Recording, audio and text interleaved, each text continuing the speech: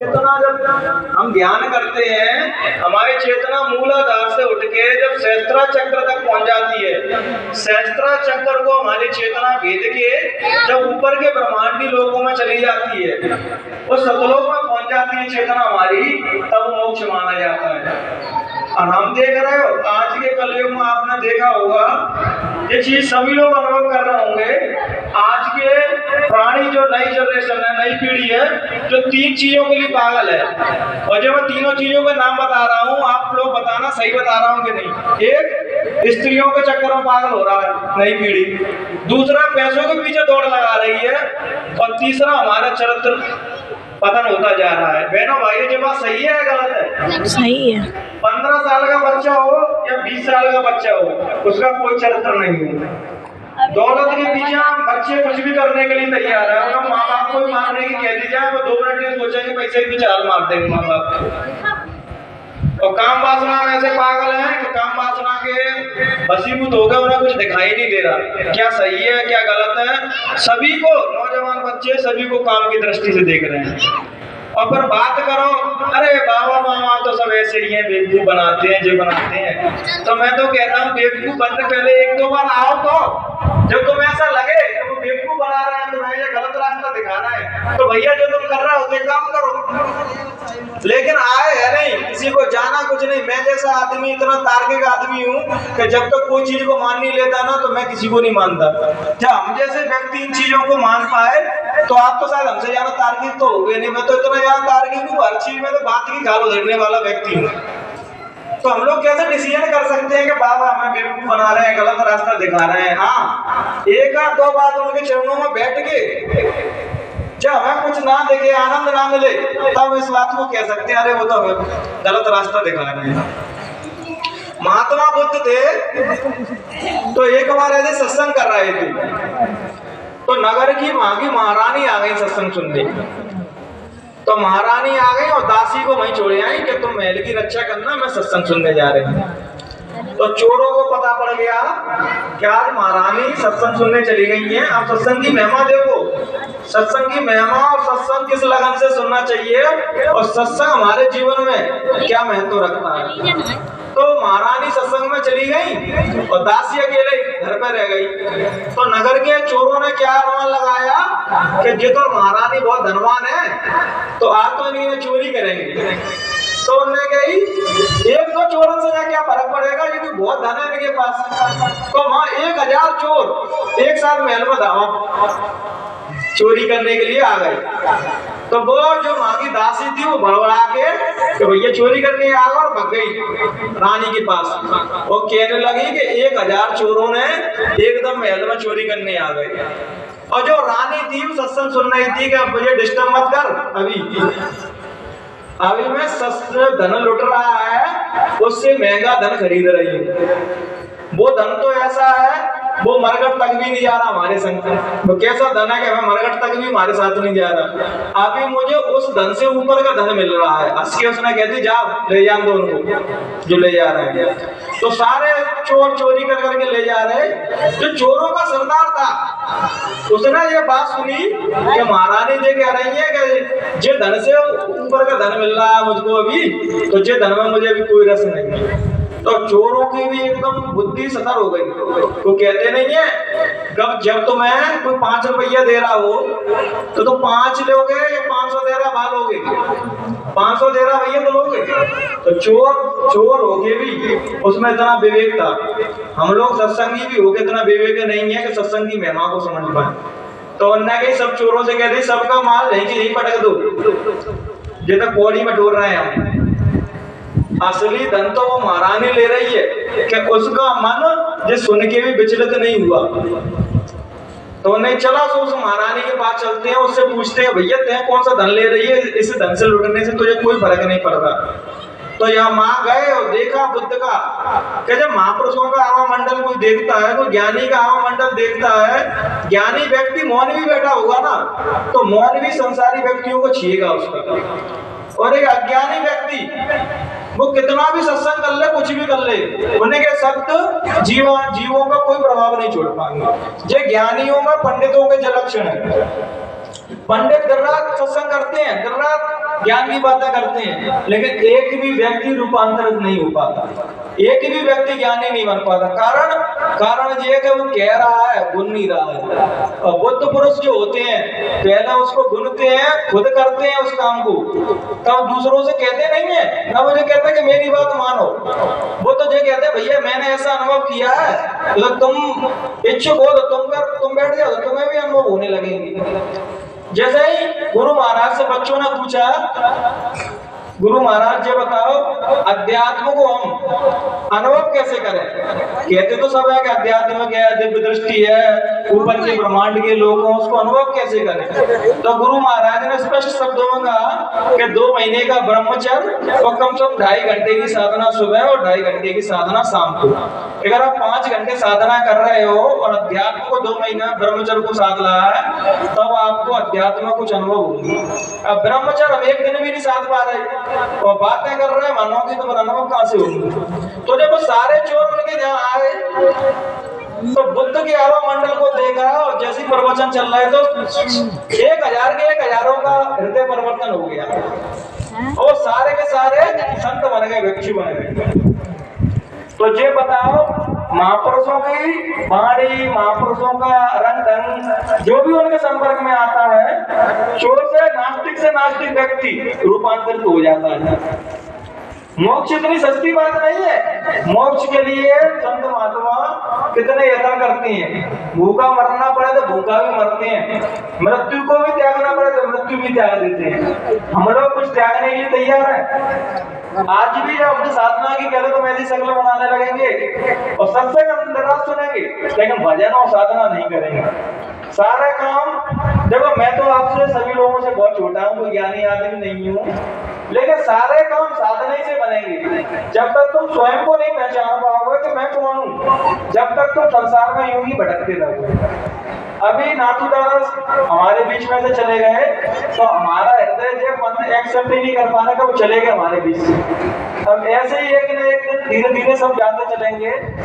तो मैं तो सबसे यही अनुरोध करूंगा कि माँ पहुंचने से पहले हम इनके धाम में पहुंच जाए, उस मालिक को पालें। तो वो चतुर व्यक्ति है, ये वो चतुर व्यक्ति है जो संसार की संपदा को इकट्ठे करने लगा है। गुरु महाराज कहते थे कि समझदार व्यक्ति वो नहीं तो संसार की माया संपत्ति बटोरने लगा है। समझदार व्यक्ति वो है जो मरने से पहले अपने आप को जान ले कि मैं कौन हूँ। जिसने तुम ये जान रहे कि मैं कौन हूँ, फिर तुम्हारी मृत्यु कभी होगी ही नहीं। अभी हम कहते तो सब है कि आत्मा है, आत्मा कभी मरती नहीं है। गीता में कहा है कि आत्मा हमारे नाश को शस्त्र काट सकते हैं, ना अग्नि जला सकती है। लेकिन एक बात बताओ, क्या कहने से हम उस चीज को अनुभव कर पाएंगे? अगर हम आत्मज्ञान को प्राप्त नहीं है, हमने आत्मज्ञान को जाना नहीं है, तब तक आप भूखे रहो। गीता में लिखा है, संत महात्माओं ने कहा है कि आत्मा अमर है। जब तक जानोगे नहीं, उसके लिए तो आत्मा भी मर रही है, शरीर भी मर रहा है। ये बात तो कोई ज्ञानियों के लिए कह सकते हैं हम कि भैया वो शरीर से और आत्मा, शरीर और आत्मा उनकी अलग अलग है।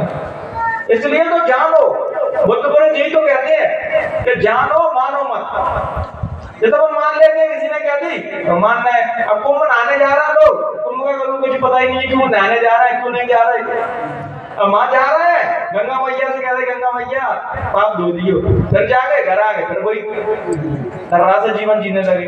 बुद्ध पुरुषों के पास जाके भी लोग बात वैसे ही जीवन जीते हैं जो पहले जी रहे थे। तो तुम्हारा जाना ना जाना सब एक बराबर है। किसी से जुड़े हैं, चाहे गुरु महाराज से जुड़े हुए हो, किसी भी पंथ से जुड़े हुए हो, अगर हमारे जीवन का ढंग पहले जैसा ये जैसे दारू पी रहा था व्यक्ति है, अब वो किसी से जुड़ने के बाद भी दारू पी रहा है, तो उससे जुड़ने का क्या फायदा है? अगर हम गुरु महाराज से जुड़े हैं, अपने व्यय विचारों को, गलत कामों को नहीं छोड़ पा रहे, तो हमारा जुड़ना ना जुड़ना सब एक बराबर है। जुड़ना वास्तविकता में तभी माना जाता है कि हम जुड़ने के बाद हमने सत्य का मार्ग पकड़ लिया। सत्संग जो बोलने का 2 घंटे मैंने बोला या 1 घंटे भाई साहब ने बोला या 1 घंटे जो भाई साहब ने बोला, ये काम नहीं है। सत्य के साथ चलना, उसी की देवी देवता सभी लोग उसी की इज्जत करते हैं जो सत्य के संग हो गया है। कह नहीं रहा सत्संग, वो सत्य का धारण कर लिया उसने जीवन में। सभी ग्रंथों का निचोड़, सभी महात्मा का निचोड़ यही है कि जिसने सत्य को धारण कर लिया वो सबका पूजनीय बन जाता है। जब नानक देव जी शरीर छोड़ रहे थे तो गुरु अंगद देव ने उनने खुद उन्हें चेयर पे बैठा के, कुर्सी पे बैठा के, गद्दी पे, और खुद नानक ने उनके चरण स्पर्श किए और चरण धोए। तो सबरे शिष्य कह रहे हैं कि गुरुदेव जो उल्टा नियम क्यों चला रहे तुम? गुरु तो हमेशा गुरु के शिष्य पैर छीता है, आप अपने शिष्य के पैर क्यों छी रहे हैं? तो गुरु नानक देव ने बहुत ही सुंदर जवाब दिया, वो हमको अपने जीवन में समझना चाहिए, वो मैं क्या समझाने की कोशिश कर रहे हैं। उन्होंने कही कि अब मैं इसके अंदर से बोलूंगा, अब मैं इसके अंदर से झांकूंगा, इसके अंदर से दुनिया देखूंगा। मैं तो उस परमात्मा में विलीन होने वाला हूं, मैं तो परमात्मा स्वरूप होने वाला हूं। अब इसमें और मुझ में कोई भेद नहीं है। साधना की उच्च कोटि अवस्था वही है कि गुरु और शिष्य में कोई भेद ना रह जाए। पता ही नहीं पड़ेगा वो शिष्य गुरु में समा गया या शिष्य में गुरु समा गए। ये कहते नहीं कि प्रेमी प्रेमी सब कोई कहे, प्रेम न चीना कोई, और 2.5 अक्षर प्रेम के पढ़े से पंडित हो। प्रेम को कहना नहीं है, प्रेम को जीवन में उतारना है। जैसे मैं सूफी संतों की बात करता हूँ तो सभी लोग विरोध करते हैं, सूफी संतों का क्या बात करना, तो सूफी को क्यों मानते हैं? वे सूफी को एक धर्म में बांध के रखना चाहते हैं। सूफी संत कौन है? मुसलमान। नहीं, सूफी का मतलब मुसलमानों से नहीं है। सूफी का मतलब वो होता है कि प्रेम से मार्ग से परमात्मा की ओर चलना। जैसे मीराबाई भी सूफी कह सकते हैं, कबीर को भी हम सूफी कह सकते हैं, नानक को भी हम सूफी कह सकते हैं, जिन्होंने प्रेम मार्ग से भगवान को पाया। सूफी कोई व्यक्ति विशेष का नाम नहीं ले रहा कि इस्लाम से जुड़ी हुई चीज है। हम जितना सरल होंगे, जितने हमारे हृदय के पट खुले होंगे, उतने हम परमात्मा के करीब होंगे। आज हम लोग देख रहे हैं जैसे मुसलमान कट्टरवादी नहीं हो गए, उन्होंने अपने धर्म को इसी सीमा मान लिया है। जैसे ही हम सभी लोग हो गए हैं कि हम समय के साथ 2024 चल रही है, उसके साथ समय के साथ परिवर्तित होना ही नहीं चाह रहे। इसलिए तो हमारी नई जनरेशन के साथ कोऑर्डिनेट नहीं कर पाते हम। नई जनरेशन अपन से ज्यादा जिज्ञासु है, अपन से ज्यादा प्यासी है धर्म के लिए, परमात्मा के लिए। लेकिन हम क्या है, अपने जो हमारे जो हम जिस विचारों से जी रहे हैं उनको नए बच्चों में थोपते हैं। वो तुमसे ज्यादा जिज्ञासु हैं और तुमसे ज्यादा समझदार हैं, लेकिन उनकी शर्त वजह होती है कि वो मानने में ज्यादा बिलीव नहीं रखते, जानने में बिलीव रखते हैं। और उसमें कोई गलत नहीं है। जब कोई बुद्ध पुरुष मिल जाते हैं तो जना देते हैं। कभी तो कहा दे जाना था, दे जनाई। अब तुम कहो पंडितों की बात मान ले तो मानेगी नहीं नई तरह से पंडितों की बात। वो तो लोग पहले हमें जना होता हम मानेंगे, और पंडित जना नहीं सकते। वो तो कोई बुद्ध पुरुष होंगे, संत महात्मा होंगे जिन्हें खुदा में हो चुका है, आत्मज्ञान प्राप्त कर लिया हुआ, वही दूसरों को जना सकते हैं। इसलिए हम लोगों को भजन में लग के, भजन का मतलब ये नहीं है कि माला घुमा लिए, घंटा पूरा हुआ और बढ़ लिए माला। रस आता है अंदर एक, फिर सेंट की मिठास क्या होगी? अंदर ऐसा प्रकाश होता है, जब कोई साधक रजाई ओढ़ के ठंडों में सो जाएगा ना, चकमंद होगी, तो उस रजाई के अंदर ना तो वो साधक शरीर बचेगा, ना जिसका नाम है वो बचेगा। उस रजाई के अंदर प्रकाश ही प्रकाश होगा। जब आप किसी को बुद्ध पुरुषों को गौर से देखोगे ध्यान पूर्वक, तो तुम्हें ना उनका शरीर दिखेगा, ना नाम दिखेगा, ना उनकी जाति मजहब कुछ नहीं दिखेगा। उनके अंदर एक परमात्मा का प्रकाश गूंज रहा है। परमात्मा का आभा मंडल उनके चेहरे पर दिख रहा है। जो तेज होता है वो साधक का या संत का नहीं रहता, वो परमात्मा का रहता है। इसलिए तो कहते नहीं है, संत महात्मा कहते हैं कि तेरा तुझको सौंप के क्या लागे मेरा। संत कहते हैं हमारा कुछ नहीं है, सब उसका दिया हुआ है, वही हम समाज को बांट रहे हैं। जब कोई संत इस भाव से समाज में निकलता है कि मुझे समाज को निस्वार्थ, जो जीव भटक रहे हैं, रूप जन्म जन्मांतर से भटक रही हैं, इनको कुछ दे के जाना है, तो उन्हें परमात्मा रास्ता अपने आप बना देता है। हमारे अंदर वो प्यास थी, तो जो बड़े लोगों ने, वरिष्ठ लोगों ने देखी वो, तभी तो आगे हुआ।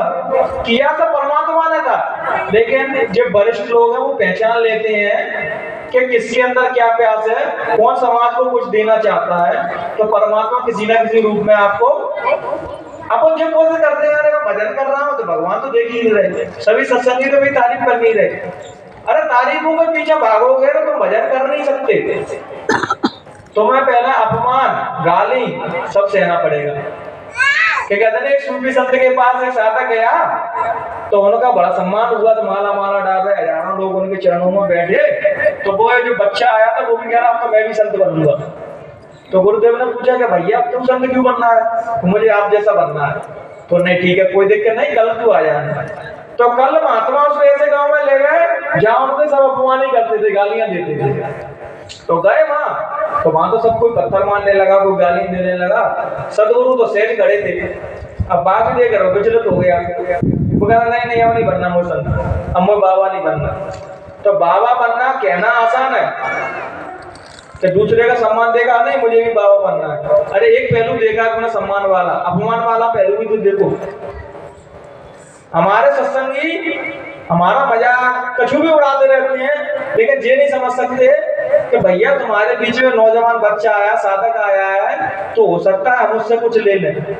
मेरा मतलब मैं जिस एटीट्यूड से जीता हूँ, किसी से भी मैं बात करूंगा तो उससे कुछ ना कुछ सीख लूंगा मैं।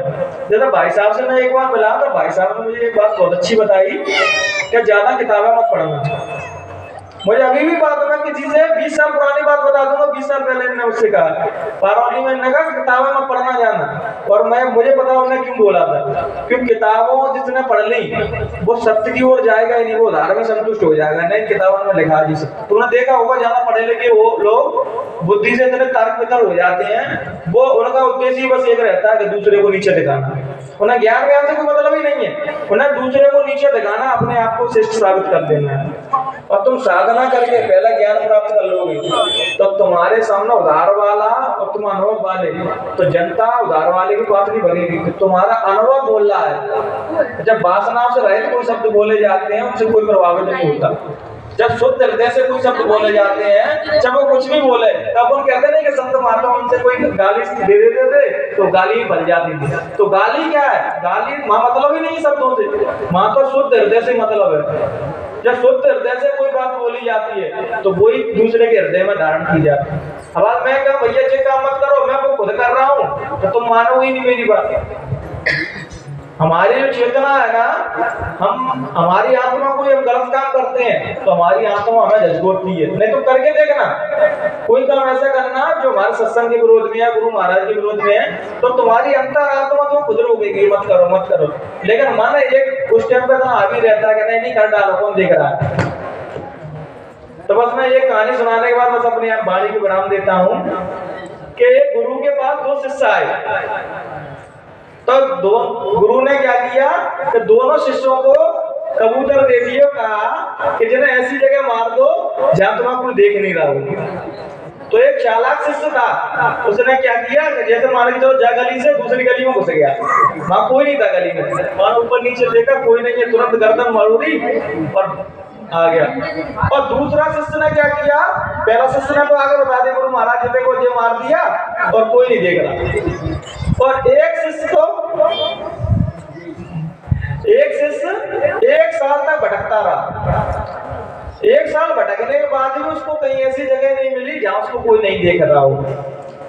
तो 1 साल भटकने के बाद बाकी दाढ़ी बड़ी हो गई, बाल बड़े हो गए, कपड़े भी फट गए, शकल ऐसी हो गई गुरुदेव खुद नहीं पहचान पा रहे थे। जब 1 साल बाद आया तो गुरुदेव के सामने खड़ा हो गया, तो गुरुदेव ने नहीं पहचान पा रहे थे कौन है। गया तो शिष्य बन गया, बालन से फकीर होके आया वो। तो रो के गुरु महाराज के चरणों में गिर पड़ा और कहा गुरुदेव मुझे क्षमा करना, मुझे ऐसी कोई जगह नहीं मिली जहां मुझको कोई नहीं देख रहा हो। अगर हम इस कहानी को हर एक व्यक्ति अपने जीवन में उतार लेगा कि ऐसी जगह कोई नहीं है जहां परमात्मा नहीं देख रहा, हमारे कामिल मुर्शिद नहीं देख रहा हूँ, हम गलत काम क्यों करते हैं।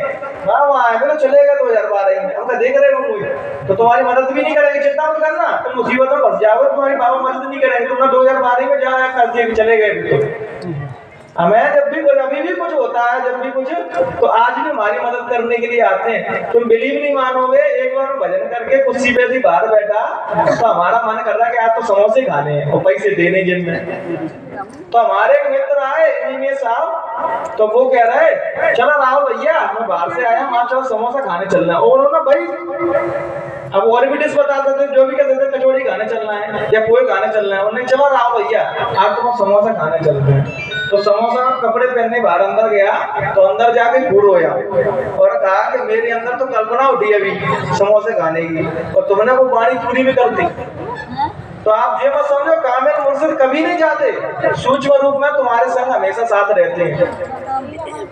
लेकिन हम जाया अपने सदगुरु को भी शरीरी रूप में तो मानते हैं, और शरीरी तो तुम तो मोह छुड़ा रहा है, वो शरीर तो एक ना एक दिन हम सबका छूटेगा। गुरु महाराज तो चेतन शक्ति है। एक बार क्या हुआ, एक सूफी संत थे तो उन्होंने शरीर छोड़ दिया। शरीर छोड़ दिया तो सबरे शिष्य पूछने लगे, गुरुदेव ये बताओ आप तो जा रहे हो, अगर हमने शिष्य सबरे भटक गए तो हमारा मार्गदर्शन कौन करेगा? अब आप तो सूक्ष्म शरीर में रहोगे और हमारी इतनी साधना नहीं है कि हम सूक्ष्म शरीर में आपसे कांटेक्ट कर पाए या आपसे मिल पाए। तो गुरुदेव ने क्या किया कि 17 घोड़े दे दिए और एक ऐसी पहेली दे दी कि जो घोड़ों को बराबर में बांट देगा, समझना वही तुम्हारा मार्गदर्शन करेगा आगे। तो भैया सबरे शिष्य भैया 1 साल तक ऐसे इंतजार करते रहे, तो कौन बांटेगा? तो क्या हुआ, हजरत अली के पास पहुंचे जो मोहम्मद पैगंबर के दामाद थे। तो उनके पास पहुंचे तो उन्होंने कहा कि गुरुदेव ने ऐसी ऐसी पहेली बजाई है। तो उन्होंने कही भैया जा पहेली जो सुलझा देगा वही तुम्हारा मार्गदर्शन करेगा। तो 17 ऊंट थे तो बांटने में भी गड़बड़ हो रही थी, तो हजरत अली ने 1 ऊंट अपना जोड़ दिया, क्योंकि सतगुरु की भाषा, संतों की वाणी बगैर संत हुए तुम नहीं जान सकते। अब तुम कहो मैं तो शिष्य ही बना रहा हूँ और मैं तो संसार के सब भोग भोगूं और इनकी बातों को भी समझ जाऊं कि ये क्या कह रहे हैं। अगर आपको एक एक वाणी को कोड करने के लिए कह दिया जाए तो आप एक भी वाणी को कोड नहीं कर पाओगे उनकी को, तो बगैर फकीर हुए, बगैर साधना किए और बगैर संत हुए तुम संतों के शब्दों को नहीं पहचान सकते, क्योंकि सब शब्दों को पकड़ के रह जाओगे जो जीव से बोल रहे हैं वो, और वो तो शब्दों के पार है, वो सब शब्दों के पार है। जब तुम साधना करोगे तो वह कुछ ही सुनाई नहीं देगा, तुम्हें कुछ पता ही नहीं पड़ेगा। तभी तो नानक ने कही कि नाम कुमारी नानक अचड़त रहे दिन रात। वो ऐसी शराब है कि जब बाहर के लोग तो एक उब्बा पी के नल्ली में डले रहते हैं, जब नाम का बुखार चढ़ेगा ना, नाम का रंग, तो चेहरे पे तो नूर आएगा तुम्हारे, सूखी रोटी खाओगे तो, और तुम इतने खुश हो गए माना चलो मुकेश अंबानी इतना खुश नहीं हुआ इतना तुम हो। भगवान नाम में जो सुख है वो संसार की किसी दौलत में नहीं है। बस इन्हीं शब्दों के साथ हमने बाड़ी को यहीं विराम देंगे।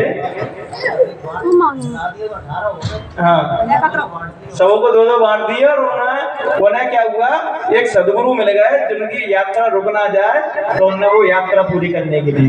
इसलिए हमें अपनी यात्रा को रोकना नहीं चाहिए, साधकों के और संतों के चरणों में बैठ के पूछना चाहिए जिज्ञासा भर के प्रेम। और अपनी बाड़ी को यहीं विराम देंगे। कहने सुनने में हमसे किसी भी प्रकार की त्रुटि रह गई हो तो हम वरिष्ठ लोगों के चरणों में बैठ के कुछ ना कुछ सीखते रहते हैं, तो हमें माफ कर देना। जय गुरुदेव। जय गुरुदेव। बहुत बहुत धन्यवाद राहुल भाई, आपने अपने अनुभव और गुरु महाराज की दया से अच्छे पसंद गए। जय गुरुदेव। और व्हाट्सएप आ जाओ, इधर आ जाओ।